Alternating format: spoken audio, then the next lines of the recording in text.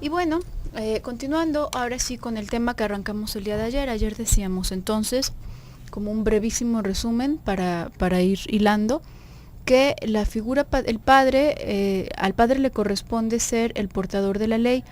Es necesario que funja este papel para que los hijos a su vez tengan la capacidad de establecerse ciertos lineamientos y ciertas normas en su mente, de tal manera que en un futuro ya no se trate de una ley externa, sino que vayan internalizándola, vayan haciéndola propia y en el futuro ya funcionen a través de esa ley.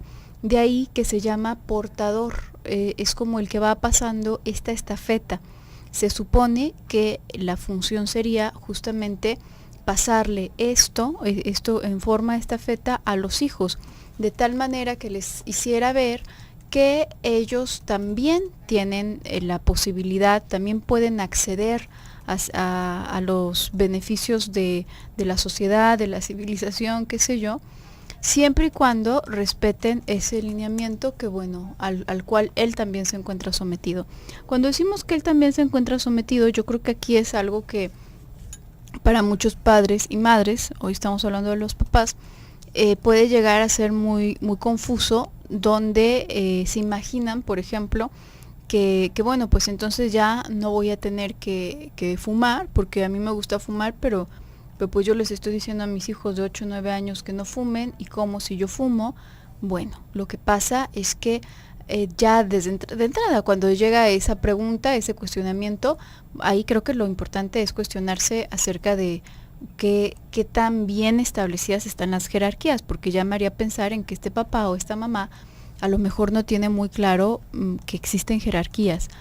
No se trata, el hecho de que el padre también se someta a la ley, no se trata de que todos vamos a bajar la misma jerarquía y todos vamos a tener las mismas leyes. Y si el papá llega bien tarde, pues entonces los hijos también pueden llegar muy tarde, ¿no? O si el papá fuma, entonces los hijos también pueden fumar. Por supuesto que no. Esto significa que el padre también asume ciertas limitantes y también se sabe parte de un sistema en donde a él en particular le corresponden ciertas limitantes en función a su jerarquía y a sus funciones también, porque cada uno tiene distintas libertades en nivel con sus responsabilidades. A un hijo se le puede ir dando cierta libertad también, más en tanto sea más responsable y en tanto pueda irse haciendo cargo de sí mismo, ¿no? Y esto no hay que malentenderlo con que el que manda, el que paga manda, ¿no? Porque de repente ahí se puede llegar a escuchar, es que yo, como yo te mantengo, como yo mantengo la casa, como yo tengo este tipo de responsabilidades, por lo tanto, tú tienes que hacer lo que yo diga. No, una vez más, acuérdese, este aspecto de la ley tiene que ver no nada más con las normas que ponemos en la casa, ¿sí ve? Y esto es, en serio que es un embrollo para muchas personas, ¿no? ¿Cómo puedo poner límites? ¿Cómo puedo poner un reglamento en mi casa? Acá el reglamento no es exactamente lo mismo que la ley, ¿sí ve? La ley tiene que ver con un aspecto moral principalmente. Tiene que ver con algo que involucra nuestra propia castración. ¿Qué quiere decir esto? Hasta dónde nosotros sabemos que podemos ejercer nuestra libertad sin afectar la de los demás. Eso es a lo que nos referimos con lo que transmite el padre. El padre también tiene la responsabilidad, también tiene el papel de establecer normas, de hacerlas que valgan en la casa. Pero eso no es la ley, porque entonces uno dice, bueno, si yo le pongo una norma a mis hijos, tal cual como lo estabas diciendo, Gaby, de que no pueden fumar en casa, ¿no? ¿Cómo es que yo sí puedo fumar en casa? Ahí es en donde ya chocamos, ¿no? Son cosas muy distintas. Y por ejemplo, ¿cómo se va transmitiendo toda esta situación de la ley? De repente si se ve que el padre o la madre, ¿no? Esto lo estamos hablando directamente con la figura paterna, justamente porque es el mes del padre, ¿no? Es el día que se va festejando el Día del Padre, entonces vamos hablando un poquito más de esto. Pero si se ve el padre que está incurriendo en actos de delincuencia, ese es un padre que no está transmitiendo la ley. Nótese que es un acto de delincuencia, ¿no? Uno dice, ay, bueno, pues qué, pues sí, nos robamos el cable. Eso es un acto de delincuencia. ¿Sí ve? Es que a mí me lo puso mi compadre el otro día estaba por ahí, él me dijo que me podía pasar la extensión del poste y que nadie se iba a dar cuenta, y ahora todos disfrutamos del cable. Si se fija, ahí hay algo que se está obteniendo sin ¿cómo lo podríamos decir? No hay ningún intercambio. A final de cuentas nos lo estamos robando. ¿Sí ve? Estamos robándonos un servicio, porque no estamos contratando ninguna línea que vaya hacia nuestra casa, porque no estamos pagando los honorarios de las personas que están haciendo posible ese servicio. Ahí, ese tipo de cosas, por poner una sola, ¿no? ¿Qué otra cosa nos podríamos topar? Por ejemplo, que nos pare un tránsito y quedemos mordida, ¿no? Que nosotros queramos sobornar al tránsito. Que se vea que en nuestro trabajo nosotros estamos quedándonos con más dinero, ¿sí ve? Que esto se sepa, que estas cosas de alguna manera se van transmitiendo. ¿Por qué? Porque se vale, hombre. Aquí el que no tranza no avanza. Esas frasecitas, ahí es en donde se rompe toda la idea de la ley, ¿sí ve? ¿Por qué? Porque yo estoy anteponiendo mis necesidades ante los de los otros. Yo estoy aprovechándome de mi situación para poder hacer posible ciertas otras cosas a pesar de los demás. Ahí es en donde, justamente, no en que si llega tarde, que si llega temprano, que si fuma, que si no fuma, ahí es en donde está la enseñanza que se puede llevar. Todo lo que de alguna manera podríamos entender como la honestidad, el decir, y todavía más en el fondo, esta mujer es mía. Eso sería, digamos, como el primer momento en donde se tiene que establecer esa ley. ¿Por qué? Porque el niño quiere quedar con la madre, el niño quiere quedarse con todo el amor de la madre, quiere seguir su vida entera, y el padre tiene que llegar y separar y decirle, no, esto no es tuyo. Tú tienes que entender que ella no es para ti, porque ella es mía. En esta misma idea de jerarquía, ¿sí ve? Estos son el tipo de cosas que se van transmitiendo, y de repente nos pasa de alto porque decimos, ¿cómo? ¿Que duerman en el mismo lugar que nosotros está mal?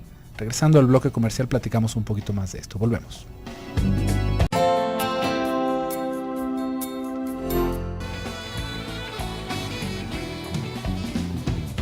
Regresamos a tu programa Desde tu Mirada, 6:19. Estamos hablando acerca de la figura paterna, respeto o temor, y hace rato tú comentabas algo, José Luis, que es una pregunta que de pronto a muchos cae de peso, ¿no? De cómo, entonces está mal que duerma con nosotros, o que se bañe con nosotros, o que cualquier otra, o que comparta cualquier clase de intimidad que corresponde únicamente a la pareja con nosotros.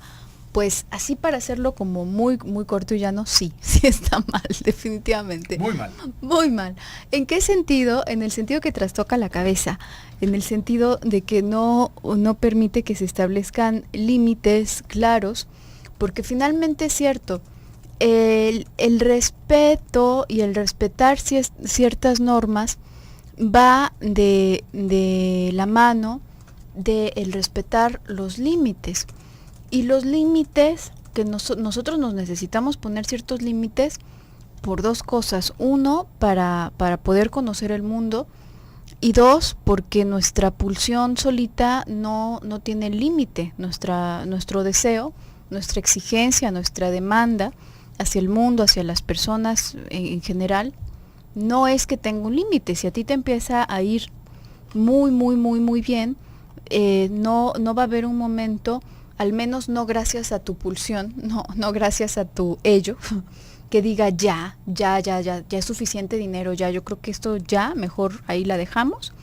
No, bueno, podemos ver a los multimillonarios, ¿no? Que de pronto es hasta algo risible el hecho de pensar que pues tienen como el 50% del dinero que circula en el mundo, una sola persona, ¿no? Digo, esto es como bastante como para darte cuenta que no hay un alto de entrada que se vaya a plantear por sí sola nuestra pulsión, nuestro deseo.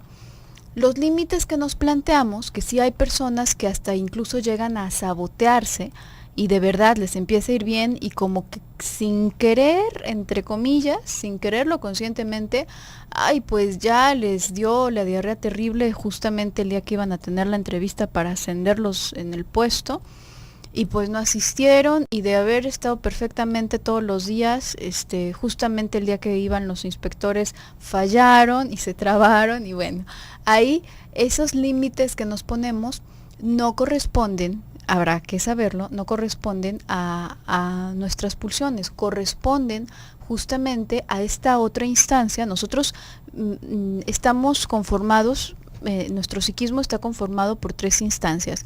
Una se denomina ello. En el ello están todas nuestras pulsiones, todos nuestros deseos, todo lo más arcaico, todo lo más básico, y nacemos nada más con ese, no nacemos con otra cosa más que eso.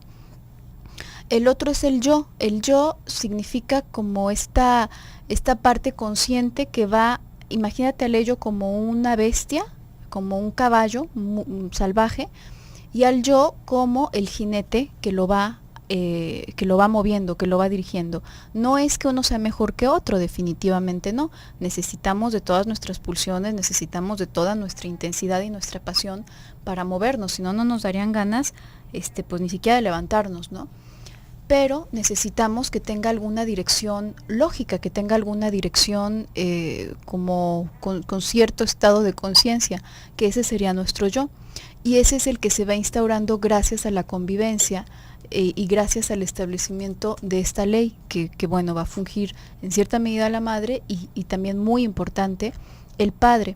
Ya después está esta tercera instancia que se llama la conciencia moral, que bueno, no nada más es que a lo mejor el yo te puede decir, bueno, pues sí, a lo mejor tienes muchas ganas de hacer pipí, pero aquí no debes de hacer pipí porque estás en la calle y esto es una falta administrativa, no vamos a decirlo así.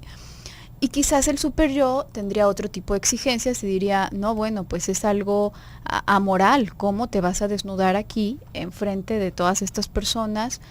¿Cómo vas a exponer tus partes íntimas, ¿no? Son otro tipo de exigencias las que nos dictan, pero estas últimas 2 instancias se crean gracias a que convivimos en sociedad. Ningún animal se siente avergonzado por estar desnudo en la calle. Y sí tienen un yo, pero un yo como muchísimo más básico del que lo tenemos nosotros.